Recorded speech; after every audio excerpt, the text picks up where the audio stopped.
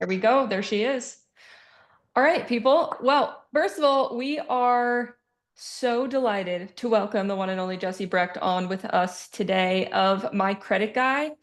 So, first of all, I feel like we have to preface this because I think a lot of the credit repair companies in our space and just in society in general get a bad rep, and they are known to be a little sleazy, not really doing the best work out here in the streets. But My Credit Guy, I will put my reputation on the line. They are some of the best people I've ever met, the most trustworthy, and they're just honest. Like, we will send any and all of our clients that are not even in a bad credit situation, but could maybe just use a little love and Yeah. get their credit to a better place so that they are qualifying for a better mortgage.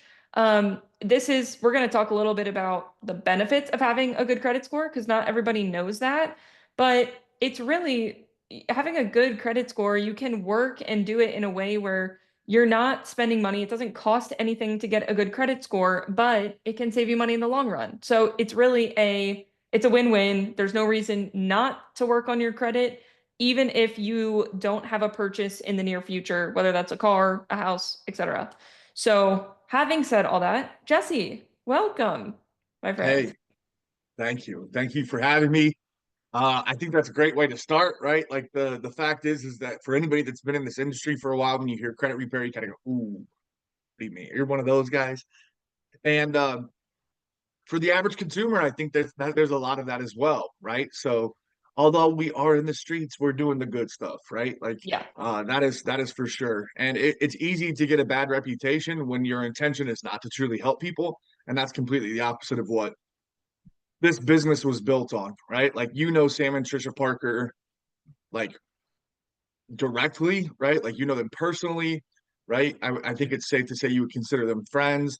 Like yes, their character, right? yeah, And so when they built this business, when they make the decision of who they're going to bring on to our organization, it absolutely is a reflection of them and the goals that they want to accomplish with helping as many people as possible, right? yeah, So there's a lot of things that are different about what it is that we do, just even fundamentally, um, from a character standpoint.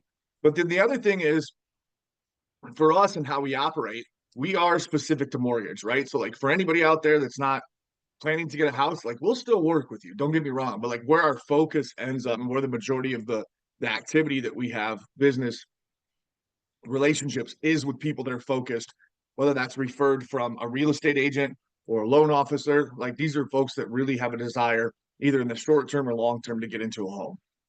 yeah. Awesome.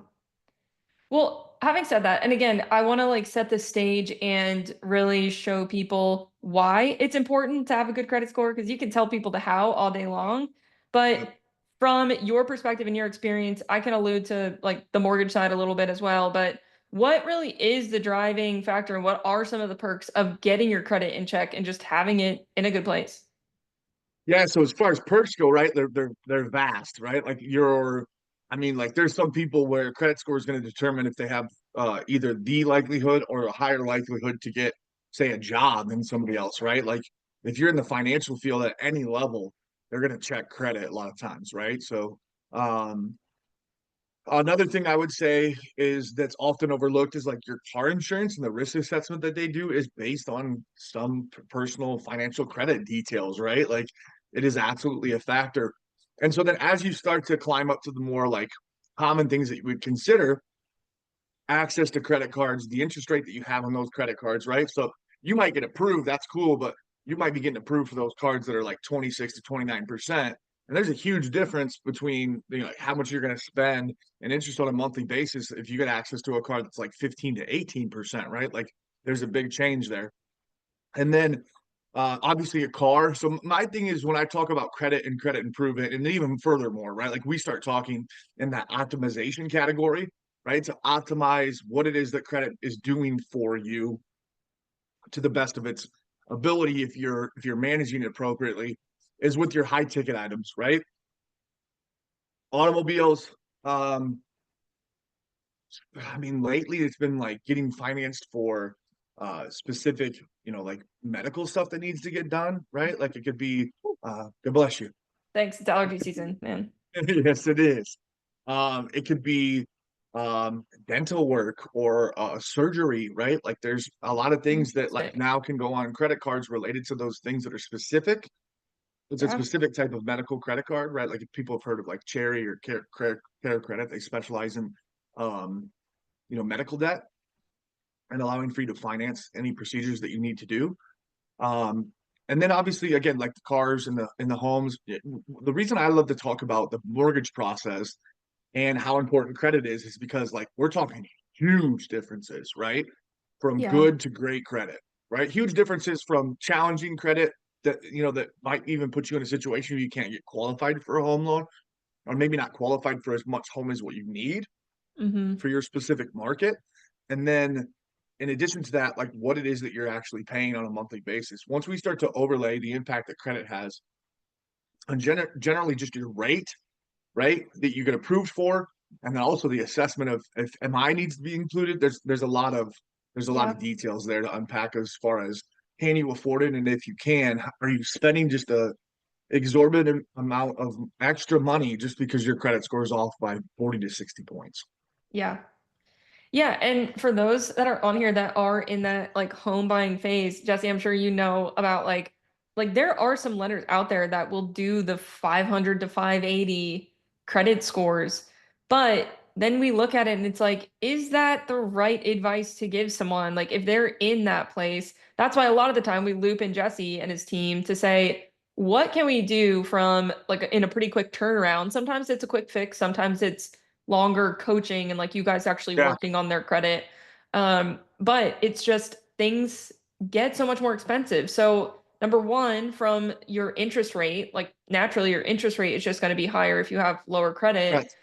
And then also, Jesse kind of alluded to this, the mortgage insurance. So if you're putting less than 20% down and you require mortgage insurance, that makes a huge difference. I mean, you could be looking at $250 a month versus $50 a month if you have great credit. Yeah. So it can really save you a ton of money in the long run, if you just start preparing now and start working on it, even if that purchase is a year or two out. It's really never too soon to think about it. I mean, it completely changes your opportunity to win in that situation, right? Like, if you're saying, I don't really need to focus on looking at my credit right now because I'm not planning on buying a house for a year, I'd say, well, you just hit the perfect amount of timing where you can ensure that the credit is not an issue. Not only just not an issue, but probably is something that's in your benefit because Yeah, you've worked on it for that year to put yourself in a situation to make a very wise but important and then also, like it's a great, I mean, that decision to buy a home is like huge, right? Like you're making a great decision. That's an awesome investment. But just make sure you're positioned appropriately. And one of the ways that you can do that, outside of like partnering with somebody that you trust, like a Val, right? Um, Understanding what's happening in the market, referring to somebody like her on like who you should use locally that you could trust as a real estate agent, or like things like that is like credit. I mean, there is a way to prepare yourself to not only make sure that you're making an incredibly wise decision, but then also that you're enjoying it as much as you should in that process, right? Because whenever you get behind on something that is a big situation like this, all of a sudden the things that you should be enjoying that you're experiencing could turn into things that are stressful just because things have to happen a little bit more, fast than maybe you're comfortable with or you're prepared for, right? yeah, So yeah, I looked at and you talked about like there's a lot of lenders out there that can do those 500 to 580s, and I think they're great that they're available for where it's fitting. But for the average person that's like I think that we a lot of times we'll end up hearing about people going into those situations. It's really just a matter of that they have to because they're unprepared, right? Like we talked about that, like if yeah, you're a year out. And so a lot of times when you're looking at like, oh, look, these lenders can do that, but they can't usually do that if you don't have, like 10% down. And so a lot of people are like, it's going to be a lot easier for me to like get my head on straight and figure out how to optimize my credit than it is to come up with $40,000. Do you know what I yeah, mean? Like a lot of times when you have challenges with the credit, you don't just have a whole bunch of money laying around. And if you do, that's fine. But like that money that you have laying around, I can make that work a lot better for you to improve your credit than just like dumping it into a down payment. I mean, that's still something that's going to go towards your loan. And sure, it's a great, it's not like it's being wasted, but talk Yeah. about being a lot easier is let's just fix your credit with the 40 grand you have sitting in the bank, right? So Right. Yeah.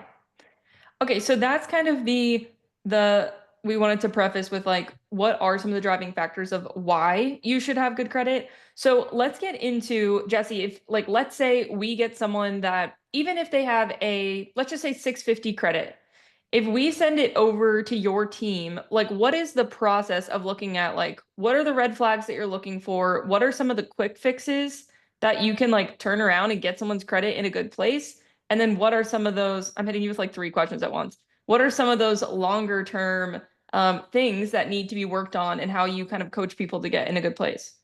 yeah, so those three questions together are actually good together because the Perfect. answer to that is connected, right? So when somebody comes to our team, the first thing that we do is we make an assessment for them so that they can better understand what's happening on credit, right? You take the average person, I look at 12, 15, sometimes 20 credit reports a day. And it's still confusing at times when I look at them, right? If you're somebody that's just looked at your credit report and maybe looked at it a couple times, like you don't know what all that stuff means, those acronyms, right? Like the MOP rating system, it's very, very confusing. So our team just wants to make you feel more comfortable and understanding what you're looking at. I mean, it's like a test that you've taken and here's the grading scale, but you don't understand anything about how to play the game, right? It's not super fair. So we're going to help unpack all that detail so that you can understand that. And then while we're doing it, we're going to assess like what's our area of opportunity to improve. Now, with that, there are short-term fixes and then there's longer-term fixes, right? An example of that would be, let's say you have a couple credit cards that are a little bit over maybe where they should be to have good credit. A lot of people overlook that. They say, "Well, Jesse, I've got a credit card that's $1,000 limit. I only $732 on that." And it's like, listen, you're a great customer. You've never missed a payment. You're below your limit. Okay. That's good. But in reality, the way that the credit scoring system is assessing that particular account is that you're over 50% utilized, and that's suppressing your score. Seems kind of crazy, right? For Yeah. them to say, hey, you can spend $1,000, but that if you spend less than that, it's actually hurting you. That's Yeah. just how it is, right? We're like, we gotta learn to play the game. So we talk about it, my credit guy is good, better, best, right? So good is less than 50% utilized, better is less than 30% utilized, and less than 10% is best or Okay. great, right? Yep. And so what that means is let's use that same $1,000 credit card. If you have $1,000 credit card and it's less than $500 being spent, you're in the good category. Better, it would be less than 300, right? So you just got to do that calculation on the percentage, and that determines your utilization. And then the best is definitely less than 10%. Right now, FICO, yeah, they kind of go a little further and they say our highest achievers right now that have the best credit scores that are out there, they're less than 7% utilized on credit cards. So anywhere in Okay. that category is definitely going to give you that accelerator, that bump in credit score. And just for anyone that's on here, like when you go, I think it should be for all credit cards. Like when you go to your credit card, usually it's an app, it will tell you your percentage of utilization. That's pretty much across the board, right? A lot of times, yep. Yeah, definitely on your credit report. Also, a lot of times it'll show, by account, like where you're at for utilization. And it's important to remember that the scoring algorithm, right? The grading system, so to speak, algorithms, a lot of that's like a really tricky word for like it's just the grading system for like Yeah. what your credit score is, right?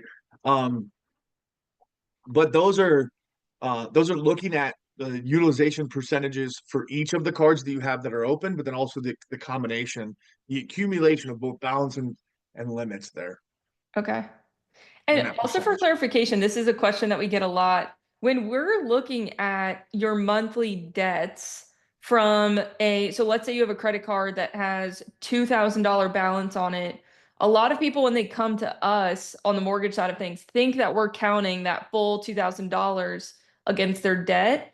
We actually are looking on a monthly basis what that payment is. So you have a minimum payment that's due on each of your credit cards if you have a balance on it. So let's say it's $2,000. Maybe your minimum payment per month is $50. So that is what is being considered in your debt to income ratio from the mortgage perspective. So that's one that we get questions a lot. And people are like, I swear I'm going to pay it off by the end of the month. It's like, it's not going to really count against you. Right. Yeah, in the way of debt to income, it's calculated a little different, right? Like even if you have a $5,000 outstanding balance, on a $50,000 trade line, you're, at or less than 10%. That's really great. They're not going to count $5,000 towards it. It's really Right. the payment. And you'll notice on a credit report for all accounts, installment accounts, mortgages, right? Like there's the balance that you have and the monthly payment that's been established Yep. that's listed there. So that's how Val's, calculating. Yeah. Um, on that, I feel like credit is this tricky kind of like equation that people can't figure out. So when you have a balance on a credit card, Jesse, is it bad to pay that completely off? Like, is that hurting you at all if you don't have any credit? For us, it's never a singular answer on anything. And this is another example, right? It's not bad for you to pay your credit card balances off. It's bad if you leave them at zero, right?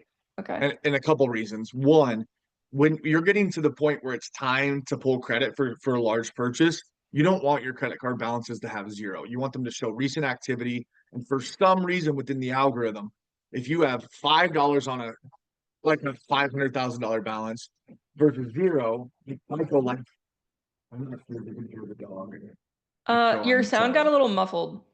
Okay. There we go. So in that situation, we just like people to show recent activity right before Okay. their loan officer pulls credit. Um, Paying it down to zero is fine. Leaving it at zero is not. And the other reason is if you leave something at zero, it could become dormant, which would mean that it might stop reporting. And honestly, they might. Let's say you have a 10. This actually personally happened to me. I was like, this is early on in my credit guy career. I had a $10,000 Citibank card, and I worked really hard to make extra payments towards that because I wanted to get rid of just the balance that I was carrying. And I remember the day that I got it to zero, I was like, awesome, right? Like this is great. And then there's a couple. I didn't have any crazy credit card debt, right? But I was like just trying to focus on getting things paid down.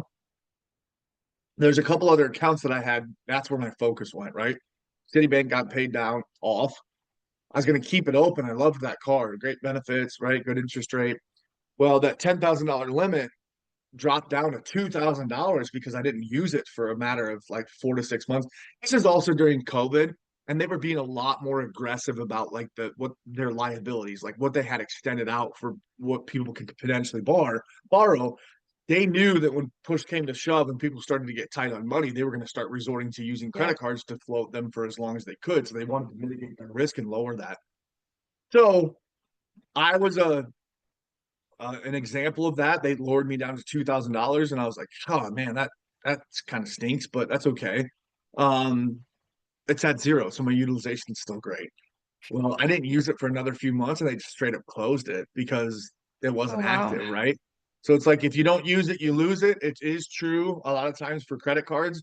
It's not always as quick as that, but like you never know what's happening and how they're assessing like the hundreds and thousands of customers that they have and how they're going to make sure that they're managing their portfolio of risk appropriately. That was an example of where it just went away. So the negative on that is it's like, well, no big deal, you had a credit card closed. Well, my credit score dropped because I had like 8 years of pay history that was solid related to that. The other thing is that it took $10,000 off of my total utilization limit, right? So Yeah. my credit score also dropped is because like after I got that Citibank card paid off, my utilization was down below 20% across all my cards. But it's because I had that $10,000 cushion. Yep. Once that got taken off, all of a sudden it was like, wow, you just went to 60% utilization, whatever the case may be. I mean, it was like years ago, right? So I can't remember. But like when I talk about credit utilization, I use the reference of the floor and the ceiling, right? So here's your I should switch that. I think I'm mirrored, right? So like here's the floor, that's your balance. Here's the limit, that's the ceiling. The only thing that we really need to try to do is separate those, right? Like so sometimes that means asking some creditors for additional credit, right? Like, hey, Citibank, I just used the card. Did you see that? Don't close it, please.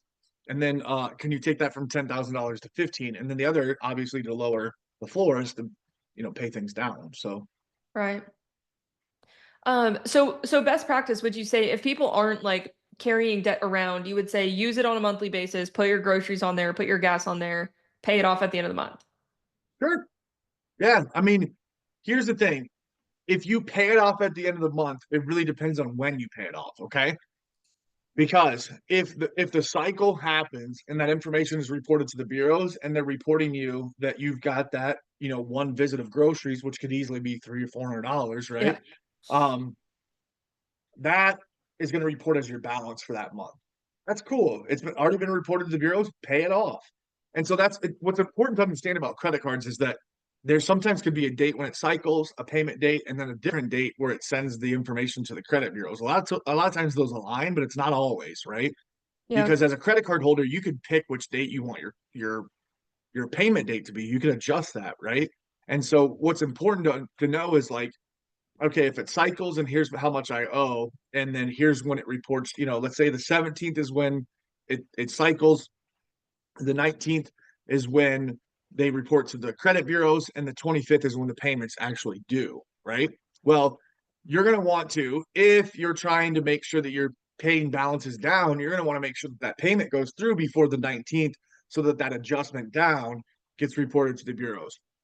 If Okay. you're carrying, low limits and you want to make sure that you're showing that there's a balance that you're carrying every month, um, just to show activity, right? Let it cycle, let it go through the 19th, make sure you make your payment before the 25th so that you're not late on the payment, but there's good information as far as activity that's being pushed to the credit bureaus. Got it. Okay. Okay, so that's kind of the for the people that don't necessarily have credit that they're carrying around. Now, let's say that someone has this lingering credit that they've been carrying around on their credit cards for years and they just aren't paying it down. Maybe they have a few different credit cards. Maybe they have some student loan debt that they're working on paying down.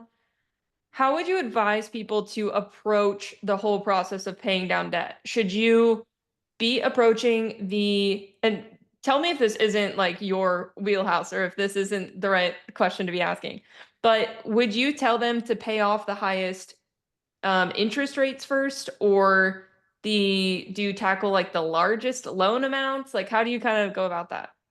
There's a few different ways to think about this. There's a lot of information out there about like what you should do and what's most beneficial. Every single person's different. So it's like, again, it's not easy to answer the question of Yeah. what makes most sense.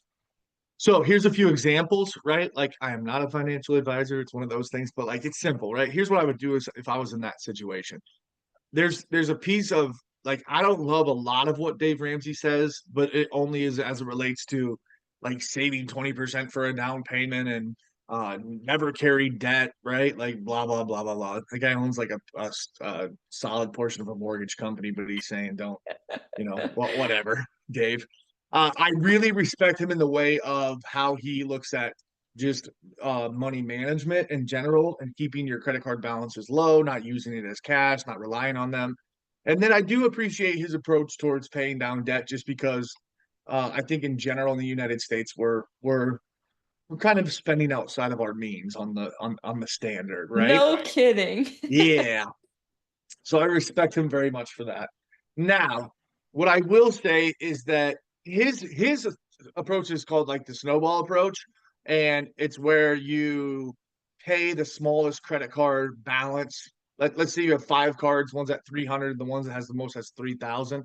He's saying go attack that one with 300 with every dollar and cent that you have available. The quicker you get it paid it down, and then he says close them, right? It's like, nah, dude, do not close them, leave them open. You're just wasting your credit score at that point. Yeah. So when you go to start paying off credit cards, make sure that they continue to be active, like we just talked about, but don't close them. There's no need for that. Especially if you're planning to secure financing for a large purchase, again, you don't want a good thing that you're doing to reflect a poor result in what you're trying to accomplish, right? Hmm. So it's good that you pay down credit cards. It might even be considered good to close them if you have a hard time managing all that, sure. But don't do that until you finish the process. It's going to allow you to get finance for a home. Okay. Yeah. So my thing is how I handle when there's, I go through ebbs and flows, right? Like I work for my credit guy, but that doesn't mean that I don't spend a little bit more on a credit card than I should on a monthly basis, or whatever. Like, I carry balances here and there. And so my thing is I am a super geek. I'm a data geek, and I have a spreadsheet, right? And so I have every single credit card that I have, the balance, the limit, right? I do a specific formula that calculates how much I spent, how much I'm spending in interest every month with the balance that I'm carrying, right? That to me is considered cost to borrow that money. And then due date, reporting date, like I've got everything, right? Now, my thing is when I look at the amount of money that I have available, I'm going to pay down the card that is costing me the most on a monthly basis, right? Yeah. And what I mean by that is if I have a credit card that charges me 25% interest rate, I'm going to put as much money towards that as I can compared to the one that's at 15, right? Right. It's not going to make a huge amount of difference, but for me, I don't like to pay more than I need to, Yeah. right? And so notching those higher interest type things down with my available cash is something that's a focus for me, Yeah. right? But it really just depends. There's a lot because now that's like kind of a money management type strategy.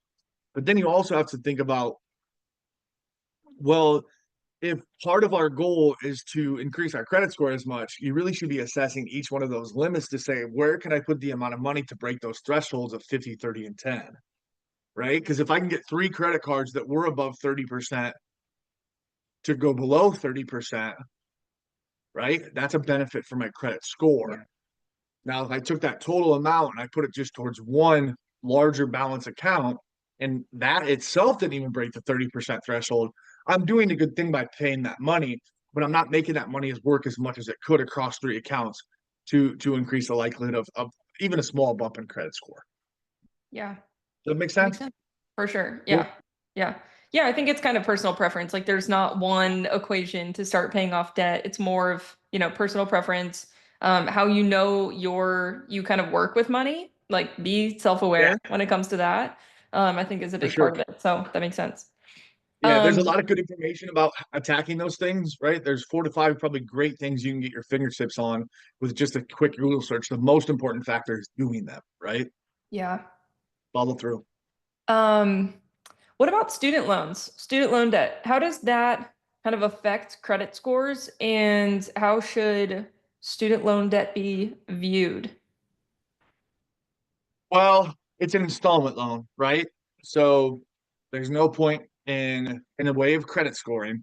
There's no point in paying it off earlier than it needs to be, right? So whatever your minimum payment is, make sure it's made every single month. My advice on this and credit cards is that you have something set up for an auto payment so that you never forget about Yeah. it, right? Like a lot of people get caught, especially on credit cards, where they're like, well, I haven't used that credit card in 6 months. And it's like, well, dude, the annual fee hit in April like it does every year. And you're not getting anything in the mail because you think it's cool to save $2 to get electronic, statements to your email that you never check. And all of a sudden you got a late payment, right? Like that's another thing I do. I do not care. I almost said I don't care about saving trees. That's not true. I love trees, but I want a statement to come to the mail in my mailbox every single month so that I Yeah. can go through that process of like opening it, looking at it, having the realization of look at what you spent last month. You probably didn't need to spend that, all that, right? But like that's my time, even though I have auto pay set up, right? That is my time to say, this is the bill, this is what I spent, here's what I owe. That helps me also assess if I want to pay more than the minimum payment, how much is it going to be?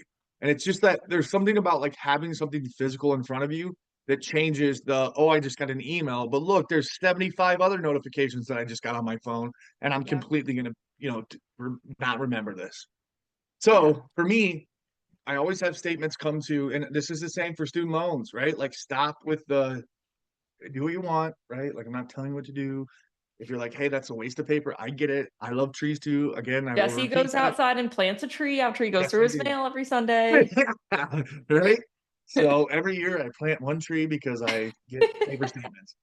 But my thing is I do a couple things to protect myself. Auto pay is always on. I get paper statements in the mail, right? So like I'm protecting myself in a couple different ways. The other thing that I do is that I very rarely only pay the minimum balance on my credit cards. Okay. Yeah. Like I don't like paying high interest. It's different for installment loans, right? So if I have an auto loan, if the car payment's 235, 555, 7, I do not care. Pay the minimum balance every single month because outside of paying a little bit of interest, which is really not much over the course of Yeah. the term of the loan, you're not benefiting yourself because as soon as you pay that off and it closes, your credit score drop, right? So we're gonna Hmm. try to like I'll say slow play that as much as we can over time so that it benefits us in the credit score category. Now, when it comes time for me to pay additional money, again, I'm going to kind of close the loop on just what's my strategy. Auto pay set up on all my cards, auto pay set up on all my payments. Literally, my light bill, my water bill, everything just comes out, right? So people get a little nervous about that because they're like, "Where's the balance at?" Well, just keep it where it's supposed to be, and everything's cool. I know that that's not as easy as it said, but it's all right. The third thing that I do is that I get notifications on my phone when that payment goes. It's like, oh, thank you. Like Verizon Wireless says, thank you for your payment of a lot more that you should spend to have a cell phone. Yeah. Or, like that's gotten crazy. Um, thank you for your payment. Like my local Cedar Rapids, Iowa, they say, thanks for your payment, right? It's been accepted. Every single person that I pay will send me a notification and email. And then some of them have push notifications like the Capital One, app that I have for cards specifically, that is literally the time that I'm like, oh, I need to make an additional payment. So it's almost always that there's two payments made towards each one of my credit cards accounts every single day. One of them is the safety payment of the minimum balance to make sure I never have a late pay on a credit card, right? Yeah. Because that'll kill credit and it'll kill it fast. The second one, it could be 10 minutes later when I say, oh, like I want to pay that off before the promotional, like offer that I got comes up for 6 months. I need to drop another couple $100 in there. I I use that as my like reminder to then click that notification, right? That says thanks for your payment. It brings me right to the app. I click make a payment. I go down, I pick the amount, and I click send. And Yeah. then that same bank account that they just drafted the minimum payment from, they're going back at for 140, 180, $220, whatever. And so far that's worked really well. Yeah. Love it. Um, I blanked on the question that I was about to ask you. It's all good. We should Um, talk about medical debt. Like that's definitely something we should just chat through real quick. It's yeah. super hot right now. Yeah, let's talk about it because that's like in the news when it comes to Yeah. credit, right? So, what's the Yep. deal with is medical debt reporting? Is it hitting your credit score? How long does it take to hit? Yeah. So right now, if you have a medical bill that goes derogatory, right? Like they're trying to collect and they're having no luck, that can go to collections, but they have to wait 12 months now for it to hit your credit report and report it as collections. Which what that means is they have to pursue you and work out a deal with you to try to fix this with a payment plan before they hit your credit, which makes total sense, right? Let's say you break your back and then you got out of the hospital. Well, they don't take too long to process that invoice. I can tell you, right? They Yeah. want their money, and so you might not be in a position either financially or like just from you're taking care of yourself, right? Like they got to give you some time to get back on your feet and allow you to handle that. So that's one big change. The other thing is, if that medical bill happens to be less than $500, it's never going to hit your credit. That's another thing that's changed. So medical debt that's lower than $500 does not affect credit. And the big announcement was at the beginning of this year, they're going to close the loop on the last piece, which is the most aggressive that I didn't necessarily think was going to go through, but it did. It got approved. There's a caveat here, so hang tight. There's a cliffhanger. Okay. It got approved that it's literally saying like every single debt that you have that's related to credit will never show up on collections. Now that doesn't mean that creditor can't still pursue you for that debt. It just means that it's not going to affect your credit score and it won't show up on a credit report. All debt doesn't matter if it's a $20,000 bill. Okay. So that was approved.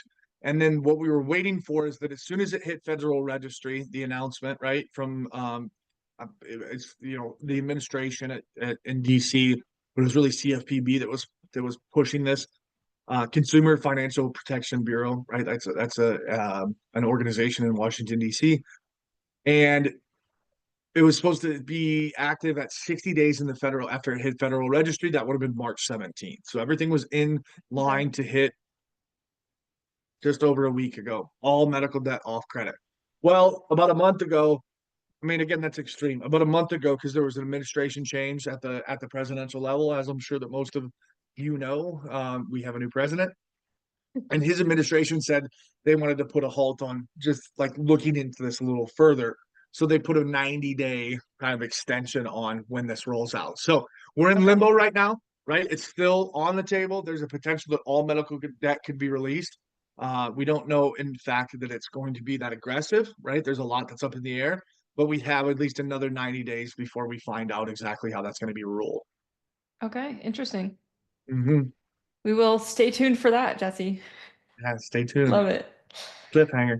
Um, any other just kind of like, let's say for first time buyers, because I think that's pretty much our audience here, any just like general words of advice? You can say no if we've kind of covered everything, but let's say they're looking to buy in like a year, year and a half. Yeah. Like what should they be doing to kind of prepare for that?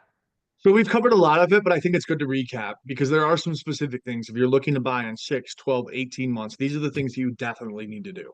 One, make sure you have access to your credit, right? Like it's never been easier to get access to a credit report. And even if you don't understand it, that's fine. That's where we come in.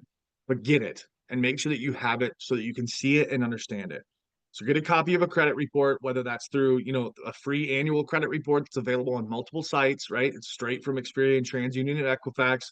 Or if you're somebody that's like totally cool with paying 20 bucks a month to get access, or even if it's Credit Karma. I don't love Credit Karma for scores, right? Like those scores are not going to tell you what a lender is actually going to see. But the Right. information that's reported on the accounts is accurate.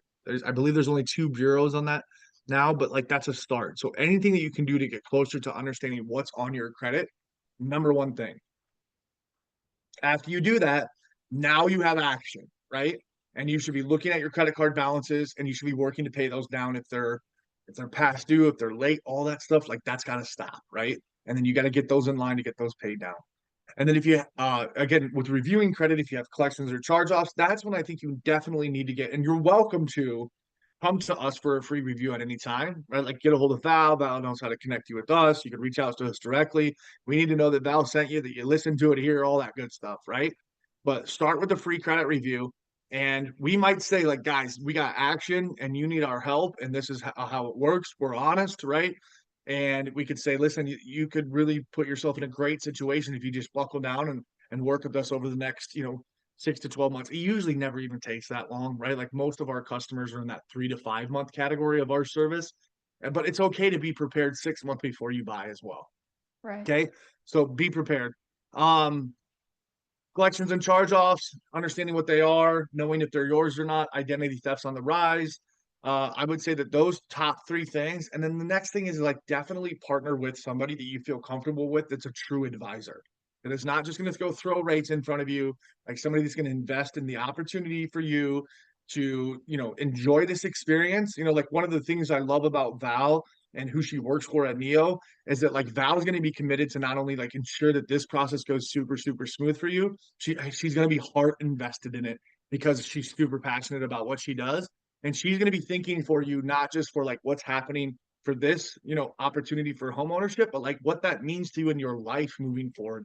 That, home ownership and that home and that investment provides a lot of great opportunities for you in the future. And you have somebody in Val that's a professional in those other areas, right? So those are the things I say for sure put you head and shoulders above the average person in preparing themselves for home ownership if they haven't went through this process before. Love it. Thanks for the kind words, Jesse. Appreciate it. You bet. Well, Um, thanks for being somebody that I can say kind words about. I mean, like you yeah, show it yeah, every day, right? I Like do my best. if you walk the walk, you can talk the talk. You know what I'm saying? Absolutely. We do have one question here. Does having multiple credit cards help or hurt your, I think, your credit? Assuming you're paying them off appropriately. Yeah, the more the better. I like three, right? Like the number for me is three, 2 to 3. But you know, the thing is that as long as you're managing them appropriately, anything that you do good in the way of credit is going to help you. Yeah, Right? So if you have multiple, it's just kind of compounding that value. yeah, Yeah, that's a good question though, right? Like some people don't realize that having a credit card versus 2 to 3 credit cards is valuable. It's very valuable. Yeah. The FICO scoring algorithm seems to just love 2 to 3 at minimum. It's a I great question.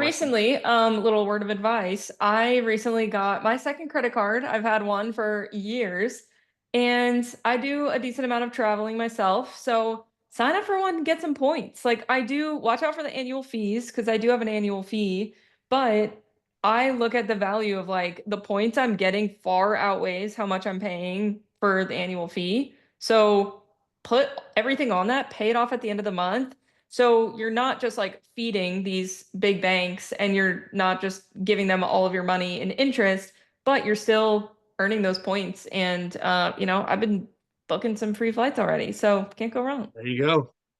It doesn't take long. It adds up quick, doesn't it? Yeah.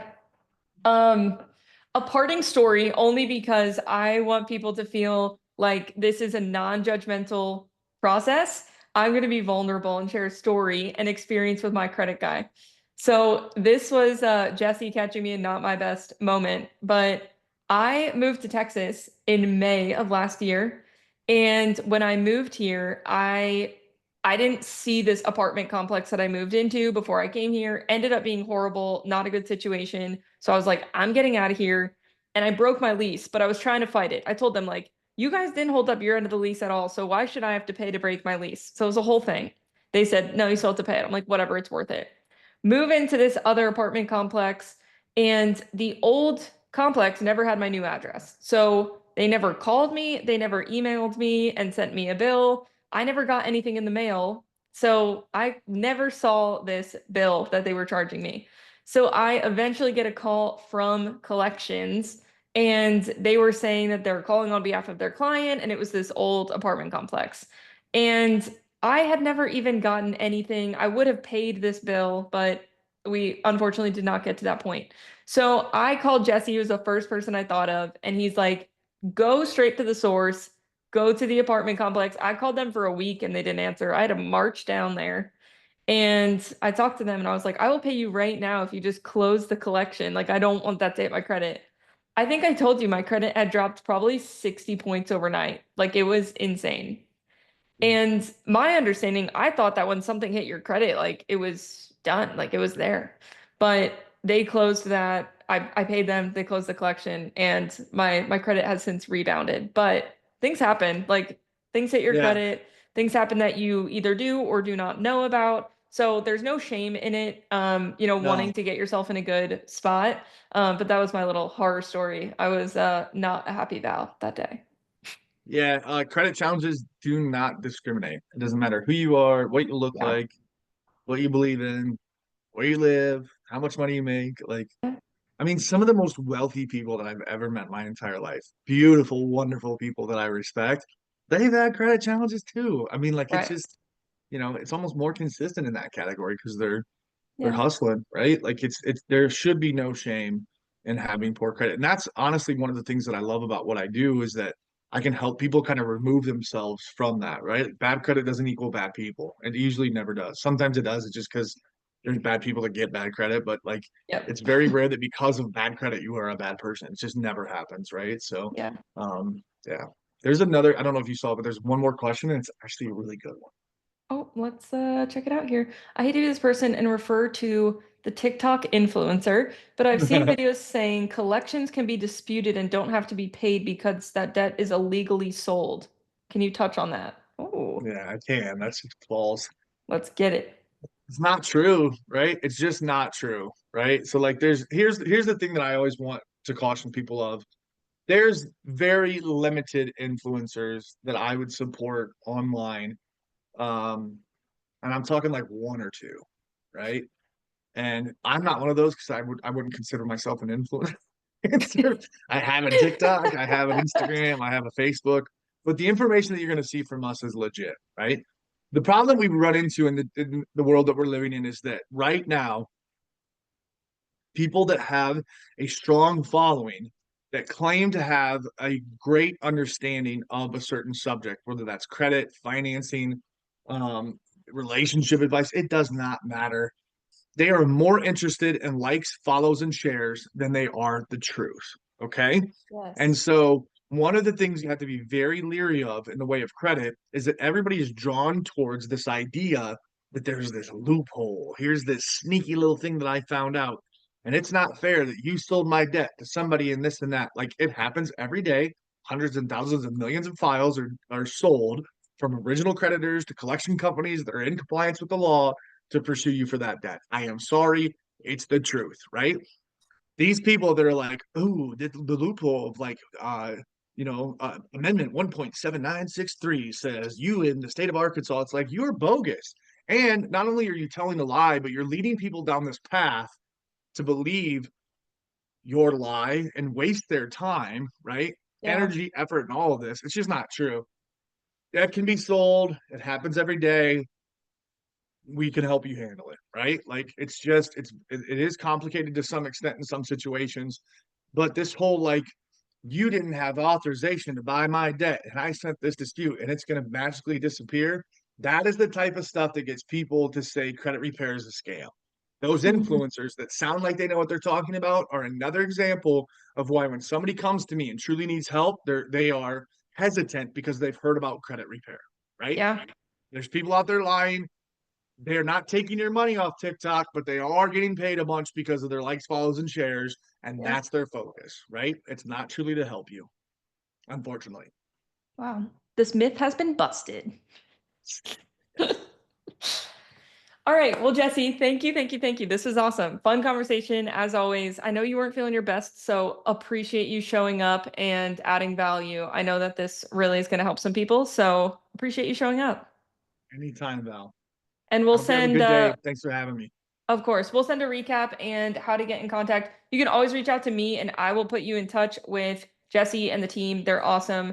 If you just need some advice, it does not have to cost money right off the bat, but if it gets to that point, they can also help you in that realm. Yeah, So, yeah, but you'll yeah, have plenty of time to assess should I spend money on this, right? We're not yeah, pushy. So sometimes it makes sense though. But right. yeah, Love it. All right, Jesse. Thank you, my bye, friend. Val. We will chat You soon. bet. See you See ya. guys. Bye.